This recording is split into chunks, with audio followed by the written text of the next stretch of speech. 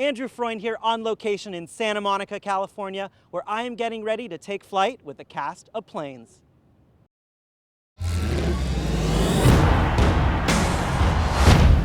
Welcome to the world's fastest sport, where only the best of the best compete.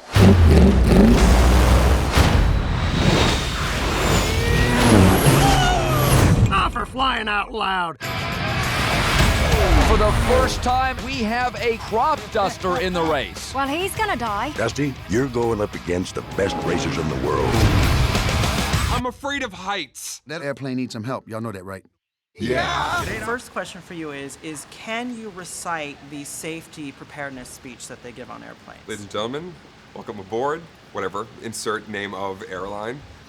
Please take a moment to look up from your magazines or turn your cell phones off and please pay attention. The rest of it, I don't know. I don't waste all your time, but I've been on so many flights, I would probably be able to perform that and put it into musical. Buckle your seatbelt, put your the seat back straight up, and your tray table has to be away, and all your phones have to be off, and electric has to be off, and then your life jacket should be under your seat, and if we get into air issues, the thing will drop down, and help yourself before you help your kid. If this acting thing doesn't work out, I'm thinking maybe I'll stewardess. Terry, And if you're on Southwest, then you can just make a comedy routine of the whole thing. It doesn't even matter what you say. This is very, very true. What kind of flyer are you? I'm a pretty good flyer. I'm not phobic about it. I'm not entirely relaxed, but I really love to travel. I love getting places, so it's a necessary means to an end. Whenever anybody asks me where I'm from, I always say I live on a plane because I'm always shuttling between India and LA and many other parts of the world. So I think I'm a very, very frequent flyer, and I love flying. It's my me time. Especially long flights, like 16-hour flights. I get to catch up on my movies, my scripts. I get to listen to music and just sleep.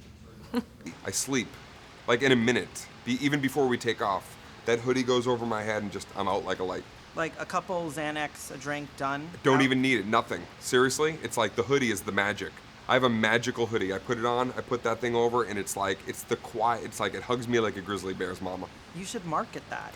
That could be, Dane Cook's flying hoodie. That's not a bad idea. Flight hoodie. Hey, look who made it. It's Rusty. Dusty crop hopper. Farm boy. Wow, you're bulldog tally hell. Most people call me Ishani. I'm Hail Chupacabra. We will have many adventures. We will laugh. We will cry. We will dance.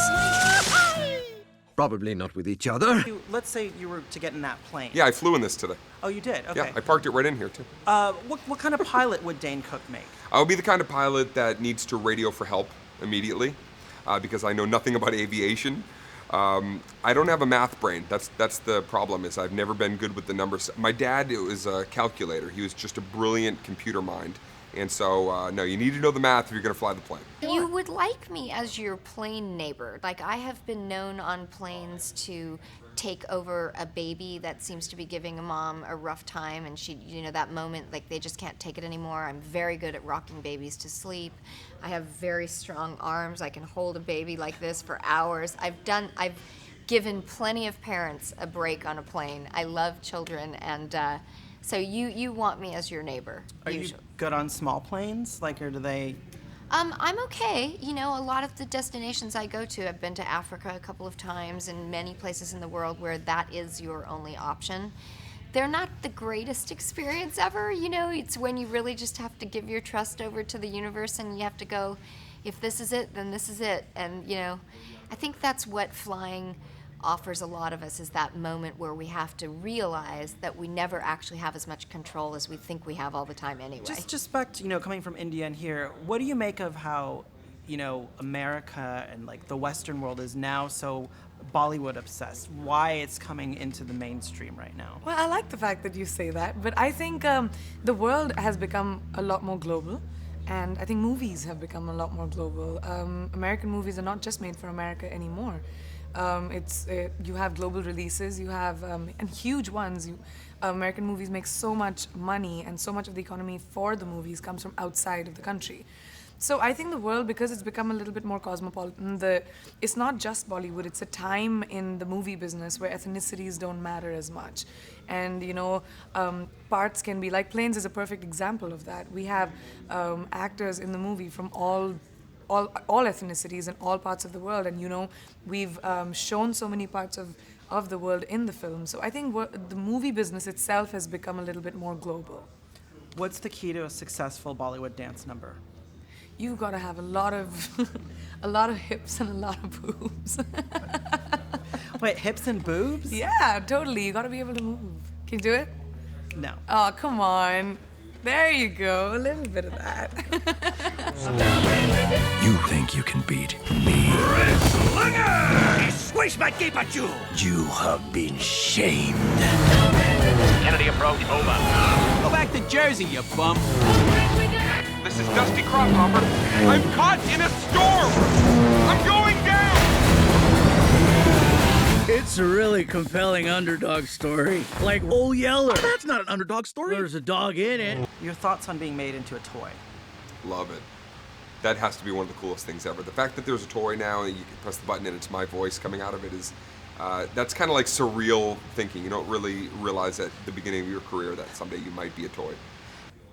I love being made into a toy. I have been a doll. I have been a Lois Lane doll and a Susan Meyer doll, and I even was a Coraline mother doll, but I think Dottie is absolutely the most adorable toy I've ever been. I love that. The most adorable toy I've ever. Are you crafty like Dottie? Are you handy around the house? I'm super crafty. I am a genius with a hot glue gun. I have made plenty of charitable event auction items. I've thrown pretty incredible parties where I build, sort of magical things.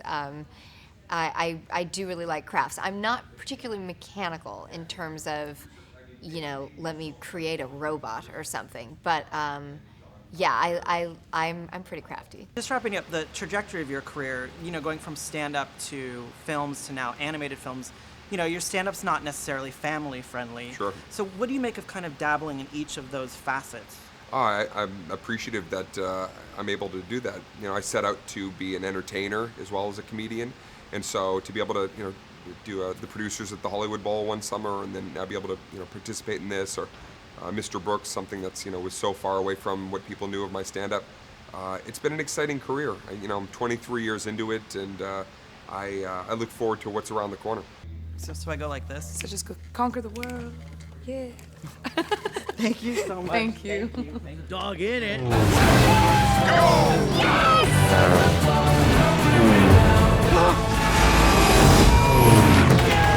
What?